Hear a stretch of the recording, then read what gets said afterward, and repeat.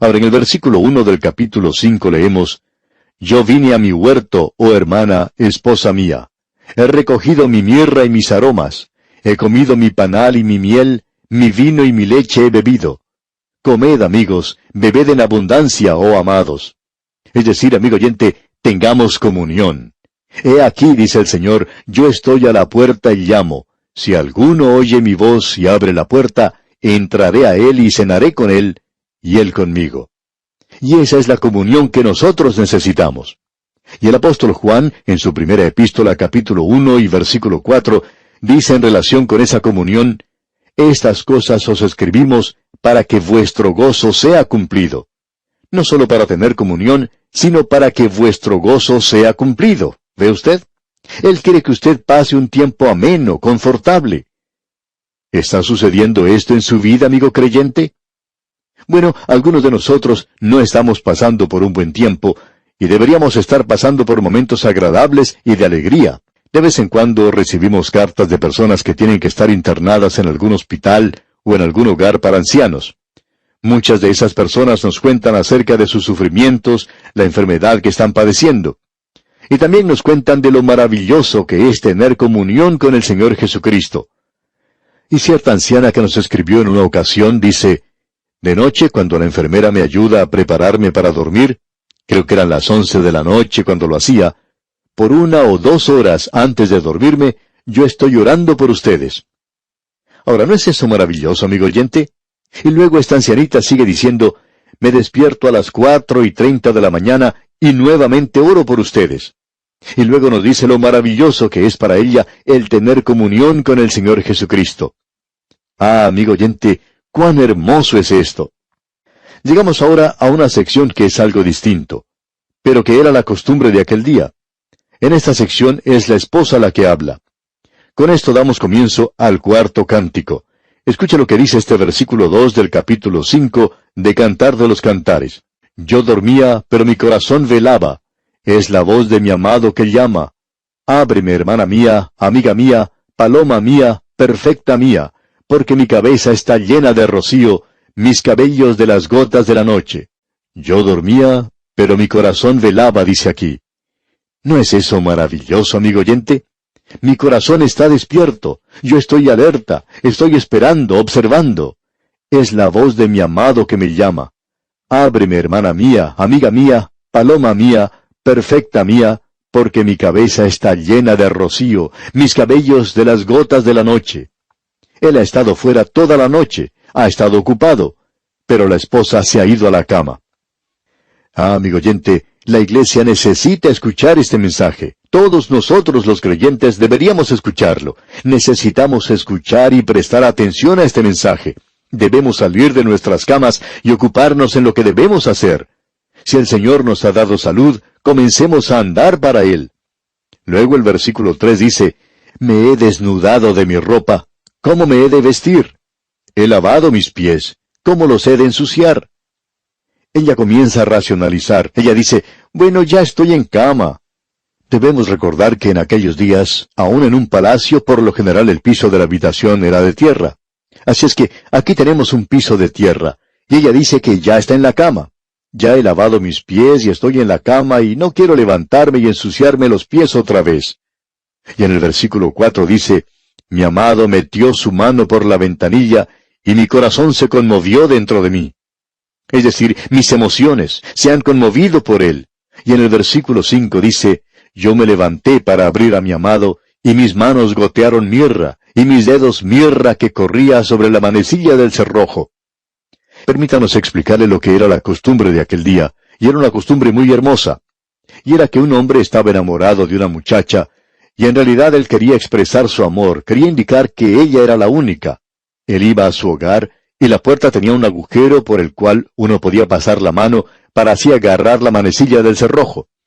En esos días no eran muy civilizados y la gente no utilizaba candados ni cosas por el estilo. No tenían ladrones que entraban a las casas a robar como ocurre en el presente. Pero bueno, nosotros somos muy civilizados, pero esta gente no lo era. Bien, el enamorado entonces iba a la casa de su novia, digamos, colocaba su mano a través de ese agujero en la puerta, sin abrirla, y sobre la manecilla del cerrojo derramaba mirra e incienso. Y cuando ella se levantaba para abrir la puerta, entonces al tocar la manecilla, esa fragancia empapaba sus manos. Así que ese es el cuadro que tenemos aquí. Ella escuchó su voz y sabía que él estaba en algún lugar. Se levantó y fue a la puerta, y cuando ella asió esa manecilla, ésta estaba con mirra e incienso, y la hermosa fragancia, la dulzura de su presencia estaba allí. O sea que él había estado allí. En el día de hoy, amigo oyente, pensamos que si nosotros comenzamos a hacer algo para Dios, encontramos a veces la dulzura de su presencia en la manecilla de la puerta, o aún en nuestra propia habitación sentimos que hemos tenido una comunión real, personal con Él. ¡Qué cuadro más maravilloso es este!, ¿no le parece? Y realmente podemos decir que es algo glorioso. Y esto nos trae al final de este cántico. Ha sido una verdadera joya, ¿verdad? Es uno de los cánticos más breves, pero ciertamente tiene su dulzura. Y llegamos ahora al quinto cántico. Y en nuestro próximo estudio, Dios mediante, vamos a ver la descripción que ella da de él. Él ha dado la descripción que él tiene de ella, y ahora ella nos dirá lo que piensa de él. ¿Pensamos nosotros de esa manera en cuanto al Señor Jesús? Bueno, esperaremos hasta nuestro próximo estudio para ver esto. Y amigo oyente, espero que pronto finalicemos este libro de Cantar de los Cantares. Será pues, hasta nuestro próximo programa, es nuestra ferviente oración que el Señor le bendiga en gran manera.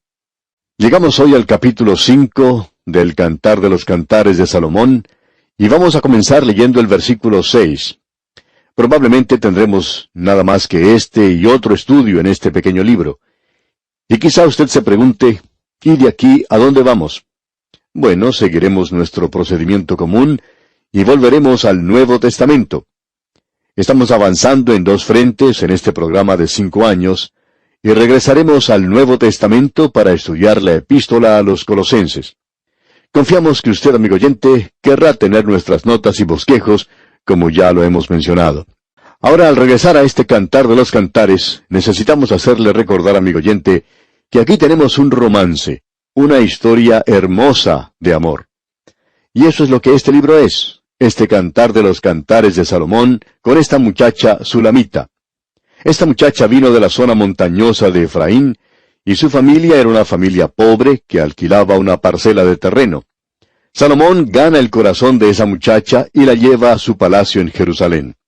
Y esta esposa, en estos cánticos que tenemos ante nosotros, revela la impresión que ella recibe de cuanto la rodea, del palacio, del trono, la mesa de Salomón que ha sido preparada para ellos para comer, y por supuesto, la maravillosa adoración y tantas otras cosas. Y en nuestro último estudio tuvimos esta hermosa historia de la esposa. Él llegó a despertarla, la invitaba a ir con él porque su cabeza estaba llena de rocío. Y la razón era que él había estado afuera, buscando las ovejas que se habían perdido. Usted recordará que él era un pastor. Y también que él estaba ocupado en los negocios del rey. Pero ella no quería levantarse de la cama. Ni siquiera quería abrir la puerta porque, como ya hemos dicho, el piso de las habitaciones en aquellos días, por lo general, era simplemente de tierra. Y bueno, ella no quería ensuciarse los pies. Ella se los había lavado antes de ir a la cama y quería permanecer allí. ¿Y qué cuadro es ese de la iglesia en el día de hoy? La iglesia no quiere irse demasiado lejos de su hogar. Hay muy pocas iglesias que se apartan de la sombra de su pináculo. No quieren salir de los umbrales de la iglesia. Y en realidad, esa es una distancia muy grande para algunos de ellos en la actualidad. Y como resultado, han perdido esa comunión con el Señor Jesucristo. Eso es lo que ha sucedido en realidad. Pensamos que esa es una de las pequeñas zorras que están destruyendo las viñas en el presente. Perdemos nuestra comunión cuando nos apartamos de la voluntad de Dios. Eso es lo que quiere decir el apagar el espíritu. Usted apaga el espíritu cuando usted no va donde Él quiere que vaya, y cuando no hace lo que Él quiere que usted haga. Así es que tenemos aquí a este esposo, y él hizo algo muy hermoso. Era la costumbre de aquellos días. Él llegó a la casa de su amada y puso en la manecilla del cerrojo incienso y mirra, y el aroma, la fragancia de esto, llenó la habitación. Y cuando ella se levantó, puso su mano en la manecilla, y allí estaba ese incienso y esa mirra. Y entonces ella salió a buscarle. Abrió su puerta y lo llamó. Ahora, en la primera parte del versículo 6 leemos, «Abrí yo a mi amado, pero mi amado se había ido, había ya pasado».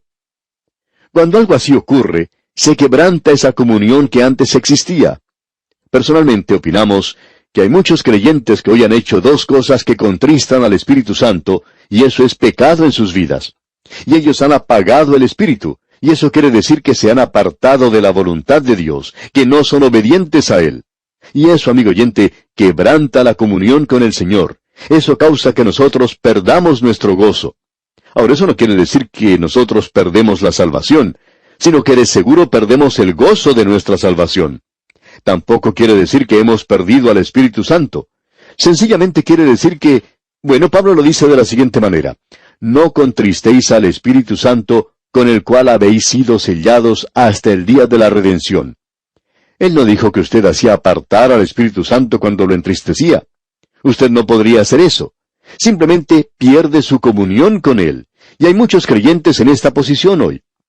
En cierta ocasión, un hombre se acercó a un predicador y le dijo, «Ustedes hablan de la realidad de Cristo en su vida. Bueno, yo no la tengo». Y eso era evidente, muy evidente en su vida. Ahora el predicador conocía a este hombre, ya que era amigo suyo, y le podía decir fácilmente, de una manera amable, que él estaba fuera de la voluntad de Dios. Y creo que no había ninguna duda en cuanto a eso. Él había intentado decir que lo que estaba haciendo era la voluntad de Dios, y la razón es que eso es lo que él quería hacer. Y él admite eso de una manera muy directa, que eso es lo que él quiere hacer. Pero amigo oyente, no siempre llega a ser eso la voluntad de Dios para nosotros. Así es que, aquí en la historia que estamos leyendo, la esposa pierde la comunión que tenía. Amigo oyente, si usted no está haciendo nada hoy por el Señor, usted no ha perdido su salvación, pero usted está perdiendo mucho. Usted está perdiendo una dulce comunión con Él. Ahora en el versículo 7 de este capítulo 5 leemos, «Me hallaron los guardas que rondan la ciudad, me golpearon, me hirieron, me quitaron mi manto de encima los guardas de los muros». Como bien podemos apreciar, era peligroso salir a las calles de Jerusalén en aquellos días. Esto era en el año 1000 antes de Cristo, hace más de 3000 años, y en ese entonces era peligroso salir a las calles de Jerusalén de noche. Y es lo mismo que está sucediendo en las calles de nuestras grandes ciudades hoy. Y en algunos lugares hasta es peligroso salir a la calle durante las horas del día. Así es que hemos avanzado mucho, ¿verdad? Lo único es que nosotros hemos avanzado en un círculo, y hemos regresado al mismo punto donde el hombre estaba hace miles de años. Era peligroso para ella salir de noche a la calle en ese entonces. Nos preguntamos si nosotros nos damos cuenta de lo impotentes que somos si tratamos de hacer las cosas por medio de nuestras propias fuerzas. Tememos que hoy se está haciendo mucho para despertar el entusiasmo para hacer solo una cosa, y es el ir y golpear a las puertas de las casas. Ahora eso ha sido descuidado por mucho tiempo, pero estamos seguros que hay ciertas personas que no deberían salir a golpear las puertas de las casas. Y hay ciertas personas que opinamos no deberían estar testificando para nada. Un señor, por ejemplo, no tiene ningún sentido común en cuanto a testificar. Sin embargo, él tiene mucho celo para testificar por el Señor. Y lo que ocurre es que muchas veces ha provocado a ir a otras personas, y ha hecho enojar a personas que él ni siquiera conocía. Y luego él dice, ¿no es cierto que hay mucha oposición al Evangelio hoy? Bueno, la verdad es que no es que haya tanta oposición como la que se piensa que existe. Quizá tenga algo que ver con la forma en que la persona lo está presentando. Usted recuerda que una de las personas que eran más hostiles hacia el Señor Jesucristo y ante la cual él testificó era la mujer samaritana cuando llegó al pozo a buscar agua. Ella no era muy amigable que digamos, pero ¿se dio usted cuenta de cómo trató el Señor el tema con ella? Él no se le acercó a ella como si él tuviera algo que le iba a presentar, le gustara o no le gustara. Él le dijo a ella, «Dame algo de beber». Amigo oyente, él tomó un lugar muy humilde y le pidió a ella agua. Y luego, de una manera muy cortés, le dice, yo podría haberte dado agua si tú me lo hubieras pedido. Y finalmente, ella pide esa agua. Él no ofreció eso, sino hasta cuando ella lo pidió. Y amigo oyente, usted y yo necesitamos aprender eso, antes de intentar testificar del Evangelio ante algunas personas. Necesitamos despertar un poco de apetito en ellas. Quizá ellas puedan ver algo en nosotros. Hay muchos que no ven nada en nosotros. pero deberían ver algo antes. Quizá lo que ellos deberían descubrir antes es si este Evangelio es algo real en nuestros corazones y en nuestras vidas. Así es que debemos tener mucho cuidado en cuanto a esto. Pero existe hoy cierta oposición a la palabra de Dios. Y aquí nosotros nos damos cuenta que proviene de lugares de los cuales no se espera, como lo que le sucede aquí a esta joven. Uno pensaría que los guardas que rodean la ciudad serían las personas que ayudarían a esta joven. Pero note usted que ocurre todo lo contrario. Aquí dice, me golpearon, me hirieron, me quitaron mi manto de encima a los guardas de los muros. Y esta joven está pasando por unos momentos difíciles, debemos admitir, ya que no recibe protección de parte de aquellos que deberían estarla protegiendo. ¿Y cuántos predicadores hoy se encuentran abandonados por aquellos que se vuelven contra ellos a causa de que están predicando quizá de una manera un poco fuerte para ellos? Lo que ocurre hoy es que la oposición viene de aquellas personas que a veces deberían estar protegiéndonos. Ahora esta joven, esta esposa aquí, se encuentra con las hijas de Jerusalén. Y aquí tenemos algo antifonal. Eso quiere decir que ella canta una parte y las muchachas cantan otra. Parecería que fuese una ópera, ¿verdad? En el versículo 8 leemos, Yo os conjuro, oh doncellas de Jerusalén, si halláis a mi amado, que le hagáis saber que estoy enferma de amor. Si ustedes lo encuentran a él, díganle por favor cuánto lo extraño, cuánto le amo, y díganle que lo estoy buscando. Bueno, ese es el pensamiento que encontramos aquí en este pasaje en particular. Entonces, las hijas de Jerusalén le responden a la esposa. Y hablando honradamente, le diríamos que ellas parecen un poco escépticas. ¿Se ha dado usted cuenta de eso? La esposa está enamorada del esposo y ahora el jardín ha perdido su fragancia, la mirra y el incienso ya no tienen mucho significado para ella. La belleza de las flores se ha marchitado. Y debemos decir, amigo oyente, que ella extraña al esposo. Y entonces, las hijas de Jerusalén se muestran un poco escépticas. ¿Ha notado usted lo que ellas dicen? Escuche. ¿Qué es tu amado más que otro amado? ¿Y quién es este Jesús? ¿Qué le hace pensar que Jesús es diferente de cualquier otra persona? Han existido otros grandes líderes religiosos también. Ellos también son bastante famosos. ¿Por qué piensa usted que Jesucristo es diferente? ¿Por qué piensa que Él es quien dice ser? Créanos, amigo oyente, que hay mucho escepticismo hoy. Y la tragedia de esta hora es que la iglesia no está respondiendo. La iglesia parece no tener una respuesta para esa pregunta. Hollywood ha sacado 2 producciones cinematográficas que son en realidad una blasfemia contra el Señor Jesucristo. Una de ellas es Jesucristo Superestrella, que fue producida en 1973, y la otra es La Última Tentación de Cristo, producida en 1988. Como ya dijimos, ambas producciones son una blasfemia porque niegan la deidad del Señor Jesucristo. Una de ellas trata de responder la pregunta, ¿qué es tu amado más que otro amado? Y según esa producción, Jesucristo es simplemente un hombre. Permítanos decirle, amigo oyente, que ha habido mucha discusión en cuanto a él. Hay más controversia acerca de él que en cuanto a cualquier otra persona que haya existido. Él es el personaje más controversial en toda la historia. Si usted no nos cree, permítanos hacerle una pregunta. ¿Se entusiasmaría mucho usted en cuanto a Julio César, por ejemplo? Supongamos que alguien viene y le dice que él era un verdadero pícaro y bribón. ¿Se pondría usted a discutir en cuanto a eso? No sé en cuanto a usted, pero yo no lo haría. Si ellos quieren pensar eso, bueno, allá ellos. Probablemente lo era. Pero supongamos que alguien piense que él era un santo. ¿Quiere usted discutir en cuanto a eso? Yo no lo haría. Pudo haber sido un santo. No creo que lo haya sido en realidad, pero, con todo, no hay ninguna razón para discutir eso, ¿no le parece? Pero en el momento en que usted menciona a Jesucristo, la familia humana comienza a tomar diferentes posiciones. Es algo interesante. Dios lo hizo de esa manera. Dios ni siquiera dejó que Pilato se escapara fácilmente. Pilato pidió que le trajeran un poco de agua para lavarse las manos y dijo, yo no tengo nada que ver con él. Y él pensó que así era. Sin embargo, el credo más antiguo de la Iglesia ha estado diciendo por más de 2000 años, crucificado bajo Poncio Pilato. Poncio Pilato, tú no pudiste lavarte las manos. Tú hiciste una decisión, tú tomaste un lado.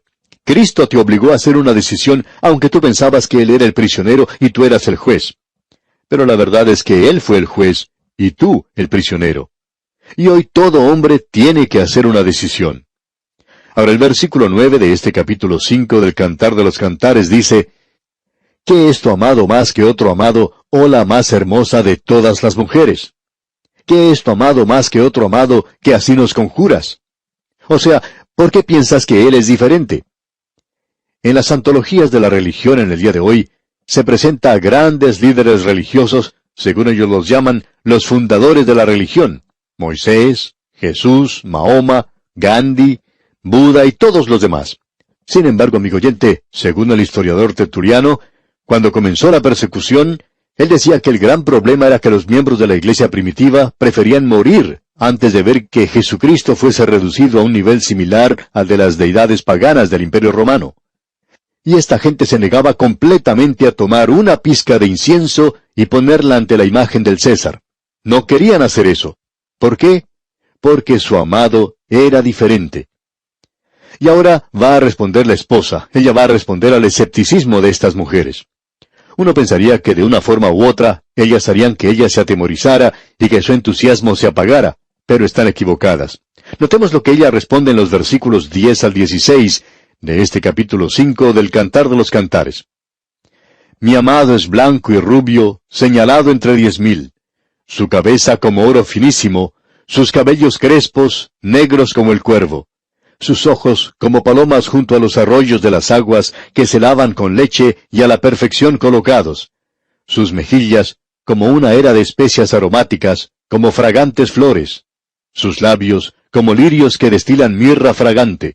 Sus manos como anillos de oro engastados de jacintos, su cuerpo como claro marfil cubierto de zafiros, sus piernas como columnas de mármol fundadas sobre basas de oro fino, su aspecto como el Líbano, escogido como los cedros, su paladar dulcísimo y todo él codiciable. Tal es mi amado, tal es mi amigo, oh doncellas de Jerusalén. Tal es mi amado.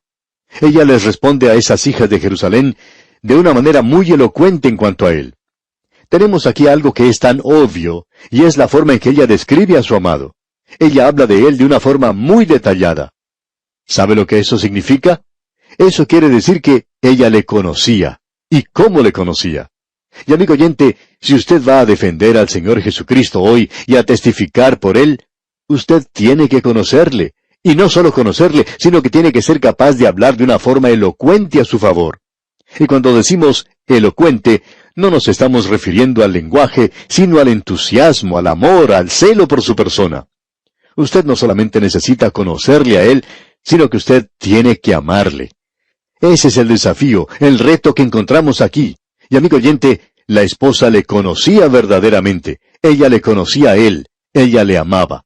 Ella dice, mi amado es blanco y rubio, señalado entre 10,000. ¡Qué cuadro el que tenemos aquí! Quisiéramos compartir ahora lo que otras personas han dicho acerca de la persona de Cristo, solamente en cuanto a su humanidad. Él es todo hermoso. El Dr. Scofield, de quien tenemos esa Biblia anotada de Scofield, es quien dijo lo siguiente, y vamos a compartirlo con usted. Escuche. Todas las otras grandezas han sido arruinadas por pequeñeces. Todas las otras sabidurías han mostrado defectos a causa de la ignorancia. Todas las otras bondades han sido manchadas por la imperfección. El Señor Jesucristo permanece como el único ser de quien se puede decir sin llegar a demostrar demasiada lisonja, de que Él es todo hermosura. La hermosura de Cristo. En primer lugar, me parece a mí que esta hermosura de Cristo consiste en su perfecta humanidad. Y me pregunto si soy comprendido. No quiero decir que Él era un ser humano perfecto, sino que Él era perfectamente humano, en todo, aparte de nuestro pecado y de nuestra naturaleza pecaminosa. Él es uno de nosotros. Él creció en estatura y en gracia. Él trabajó y oró y amó. Él fue tentado de la misma manera en que lo somos nosotros, aparte del pecado. Con Tomás, nosotros le confesamos como Señor y Dios. Le adoramos y le veneramos. No hay ningún otro que haya establecido en nosotros tal intimidad, que se acerque tanto a estos corazones humanos nuestros. Nadie en este universo de quien nos sintamos tan poco atemorizados. Él entra de una manera sencilla y natural en nuestras vidas en este siglo XXI, como si Él hubiera crecido en la misma calle que nosotros. Él no es uno de los antiguos. Cuán saludable y genuinamente humano es él. Marta le regaña. Juan, quien le ha visto resucitar a los muertos, calmar las tempestades y hablar con Moisés y Elías en el monte, no vacila en reposar su cabeza sobre su pecho durante la cena. Pedro no le permite a él que lave sus pies, pero después quiere que sus manos y su cabeza sean incluidas en ese lavado. Ellos le hacen preguntas tontas, le reprenden y le veneran, le adoran, todo en un mismo instante. Y él los llama a ellos por sus nombres de pila y les dice que no teman, y les da la seguridad de su amor. Y en todo eso, él me parece a mí todo hermosura. Él es todo hermosura. Hasta aquí las palabras del Dr. Scofield. Amigo oyente, ¿es él todo hermosura para usted? Eso es lo importante. Y aquí, amigo oyente, vamos a detenernos por hoy en nuestro viaje por este capítulo 5 de Cantar de los Cantares. Dios mediante continuaremos considerando este mismo asunto en nuestro próximo estudio. Mientras tanto, le sugerimos que usted lea este pasaje y avance hasta el capítulo 6 para que se familiarice con el contenido de este canto, que a propósito es el quinto cántico en este Cantar de los Cantares. Es nuestra oración que Dios le bendiga como solo Él sabe hacerlo. En el día de hoy, amigo oyente, al llegar a nuestro estudio en el Cantar de los Cantares de Salomón, nos encontramos en el capítulo 5, versículo 10. Pasamos a través de esta porción en nuestro programa anterior cuando lo leímos, y aquí encontramos un pasaje antifonal. Ese es el cántico que tenemos aquí. A propósito, este es el quinto cántico, y en cierto sentido es el de más importancia y el más largo de todos. Comienza con una antífona de la esposa, es decir, un cántico breve de la esposa que está buscando al esposo que se ha apartado. Ella salió a buscarlo y se encontró con las hijas de Jerusalén y les preguntó por él. Ellas se muestran un poco cínicas y escépticas. Y ellas le preguntan a la esposa, ¿y quién es él? Le dicen, ¿por qué piensas que es tan importante? ¿Por qué no te olvidas de él y buscas a otra persona? Después de todo, todos son iguales. Pero ella dice, no todos son iguales. Y entonces en el versículo 10 dice, mi amado es blanco y rubio, señalado entre 10,000. No hay uno en 10,000 que pueda igualarse a él. Luego ella comienza a describirlo en sumo detalle. Y hay dos cosas que son muy evidentes aquí. Una de ellas es que ella le conocía a él. Y amigo oyente, nosotros debemos conocer a Cristo si vamos a testificar de él y para él. Debemos conocerle íntimamente, y no solo conocerle, sino que debemos amarle. La esposa le amaba. Ella podía hablar de él con mucho entusiasmo. Cuando uno va a Cristo, no es un asunto de transacción.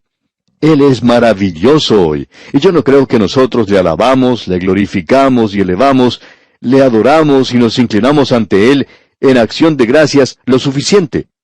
Él es maravilloso de cualquier forma que uno lo mire.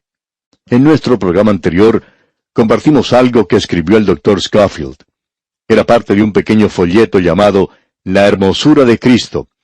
Y quisiéramos compartir hoy otra pequeña sección de este folleto. Allí dice, la santidad de Cristo es tan cálida y humana que atrae e inspira. Allí no encontramos nada que sea austero e inaccesible como una estatua en un nicho.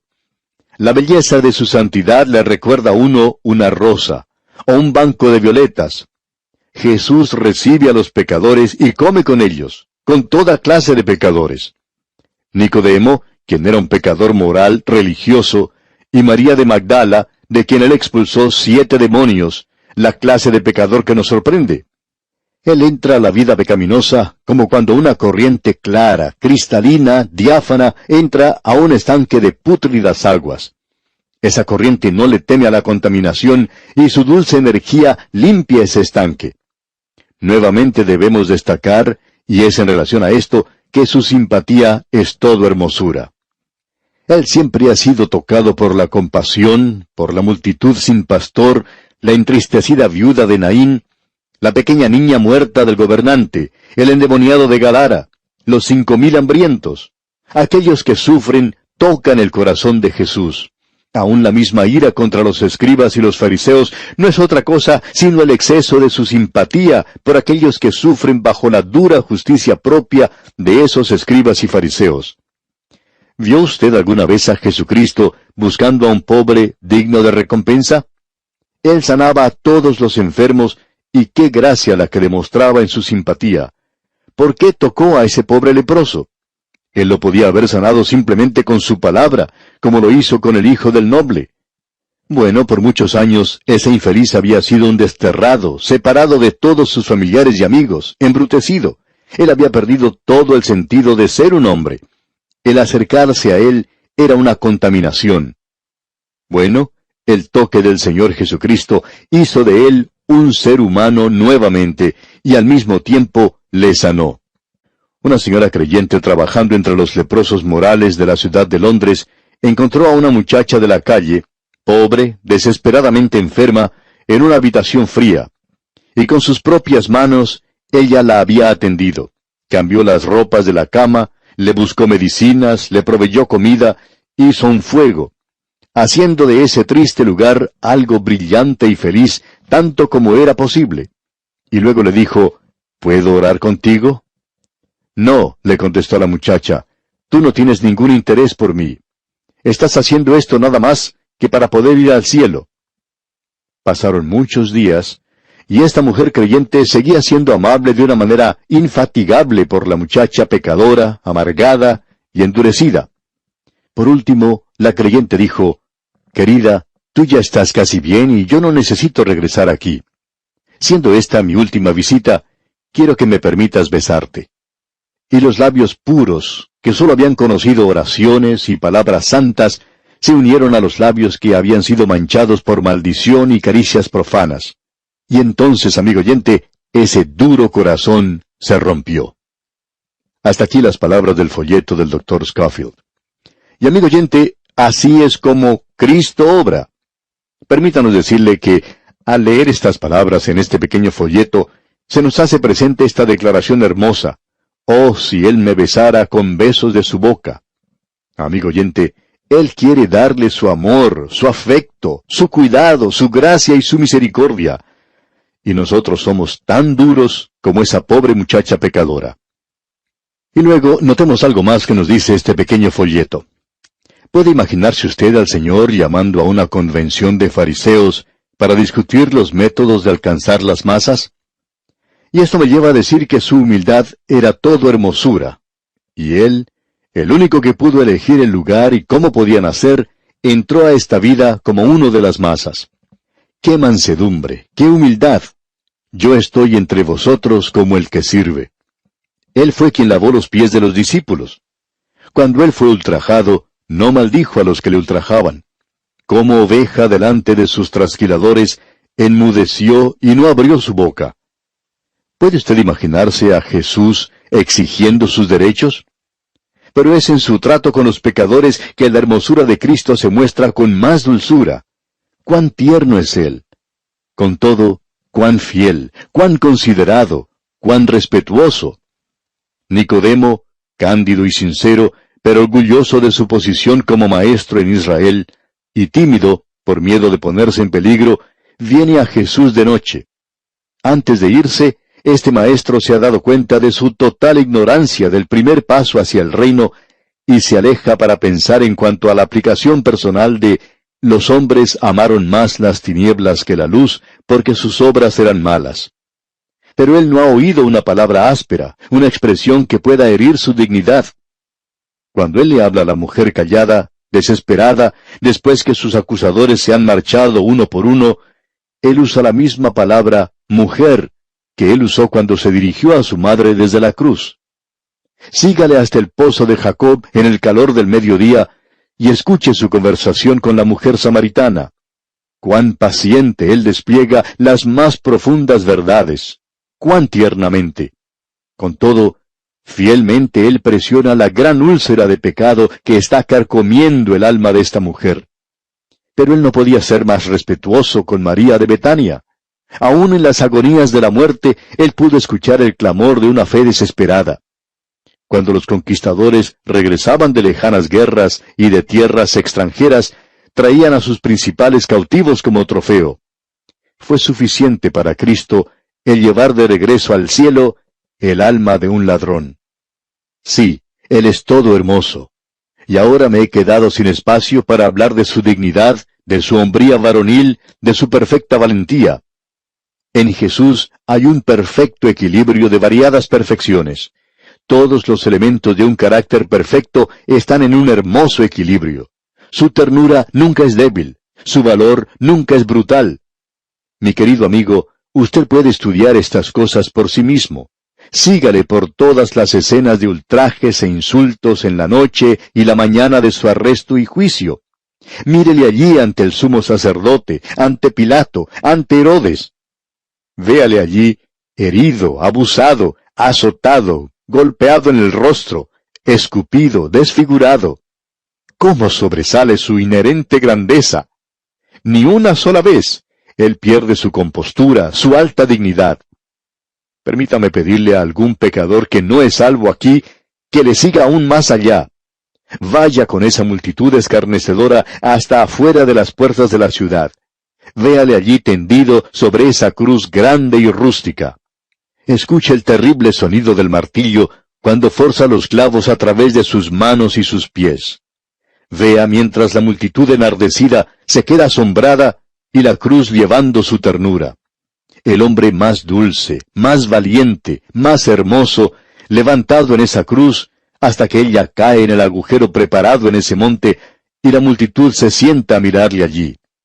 Usted mira también. Escúchele pedir al Padre que perdone a sus asesinos. Escuche sus clamores desde la cruz. ¿No es Él todo hermosura? ¿Qué quiere decir todo esto? Que Él llevó Él mismo nuestros pecados en su cuerpo sobre el madero. Todos aquellos que creen en Él son justificados de todas las cosas. De cierto os digo, el que cree en mí, tiene vida eterna. Termino con una palabra de testimonio personal. Este es mi amado, y este es mi amigo. ¿No quisiera usted aceptarle como su Salvador y su amigo amado? Hasta aquí la cita del Dr. Scofield, amigo oyente. Y a eso queremos agregarle nuestro amén. Eso quiere decir que estamos de acuerdo con cada palabra que se dijo aquí. Mi amado es señalado entre 10,000. Tal es mi amado, tal es mi amigo, oh doncellas de Jerusalén. Y quisiéramos agregar algo más en cuanto al Señor Jesucristo. Su nacimiento fue contrario a las leyes de la vida. Su muerte fue contraria a las leyes de la muerte. Aunque Él no tenía ni sembrado ni pesquería, podía preparar una mesa para 5,000 personas, y alimentarlos con pan y pescado y tener de sobra. Él no caminó sobre hermosas alfombras, pero caminó sobre las aguas del mar de Galilea, y éstas le sostuvieron. Cuando Él murió, muy pocos se pusieron luto, pero un crespón negro se extendió sobre el sol. Los hombres temblaban, no por sus pecados, sino porque la tierra debajo de sus pies se sacudía bajo ese peso. Toda la naturaleza le rindió honor. Solamente los pecadores le rechazaron. La corrupción no se pudo apoderar de su cuerpo. La tierra que había sido ensangrentada con su sangre no podía reclamar su polvo. Por 3 años Él predicó su evangelio. Él no escribió ningún libro, ni edificó ninguna iglesia material, no tuvo apoyo financiero, pero después de más de 2000 años, Él es el personaje central de la historia humana, el eje sobre el cual giran los hechos y acontecimientos de las edades, y Él es el único regenerador de la raza humana. ¿Fue nada más que el hijo de José y María la persona que cruzó el horizonte de este mundo hace más de 2000 años? ¿Fue solo sangre humana la que se derramó en el monte Calvario para la redención de los pecadores? ¿Qué puede impedir que el hombre que piensa exclame, Señor mío y Dios mío? Tal es mi amado, tal es mi amigo, oh doncellas de Jerusalén. Y ella le conocía, ella le amaba, ella hace que los demás también le conozcan, y eso es importante.